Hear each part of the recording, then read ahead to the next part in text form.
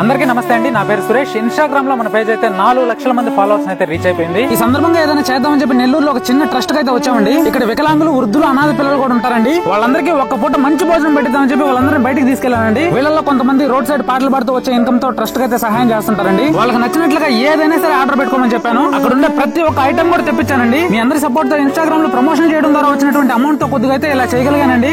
చేసావు కానీ ఈ వీడియోల ద్వారా బిల్డప్ లేని రాని మాత్రం అనుకోవద్దు. ఏదో నా ఆనందం కోసం షూట్ చేసుకున్నాను. ఆ విధంగా మనస్ఫూర్తిగా భోజనం అయ్యాక భవిష్యత్తులో కూడా ఇంకా ఎంతో సహాయం చేస్తానని చెప్పి వాళ్ళందరూ కూడా ఒక భరోసా ఇచ్చి అక్కడి నుంచి బయలుదేరేసామండి. వీళ్ళందరినీ జాగ్రత్తగా ట్రస్ట్ లో వదిలేసి అక్కడి నుంచి వేరే ట్రస్ట్ కి అయితే బయలుదేరామండి. ఇక్కడ మనం 100K అయినప్పుడు కూడా ఒక చిన్న ప్రోగ్రామ్ అయితే చేసామండి. వీళ్ళందరినీ ఒకసారి చూడాలనిపించి మళ్ళీ వచ్చానండి. అప్పటికే సాయంత్రం అయిపోయింది. పిల్లల కోసం ఒక సోడా బండి అలాగే ఒక పానీపూరి బండిని డైరెక్ట్ గా లోపలికి అయితే తీసుకొచ్చామండి. పిల్లలందరికీ పానీపూరి తినాలని చాలా ఆశగా ఉండిందంట. వీళ్ళు వెళ్ళలేరు కాబట్టి మనమే బండిని అయితే లోపలికి తీసుకొచ్చాము. హ్యాపీగా పానీపూరి తిని ఒక సోడా గ్లాస్ అయితే తాగారండి. అలా అందరినీ ఒకసారి పలకరించాను. అయ్యాక ఇంకేమైనా కావాలని పిల్లల్ని అడిగితే ఐస్ క్రీమ్ కావాలన్నారు. ఇక వెంటనే ఐస్ క్రీమ్ తీసుకొచ్చి పిల్లలందరికీ పనిచేసామండి. ఆ విధంగా ఈ రోజు పిల్లలంతా ఫుల్ హ్యాపీ. తొందరగా సేల్ అయ్యని చెప్పి పానీపూరి సోడా వాళ్ళు కూడా హ్యాపీ. సక్సెస్ఫుల్ గా అయిందని చెప్పి నేను కూడా హ్యాపీ. సపోర్ట్ చేస్తాను మీ అందరికి కూడా చాలా థ్యాంక్స్ అండి.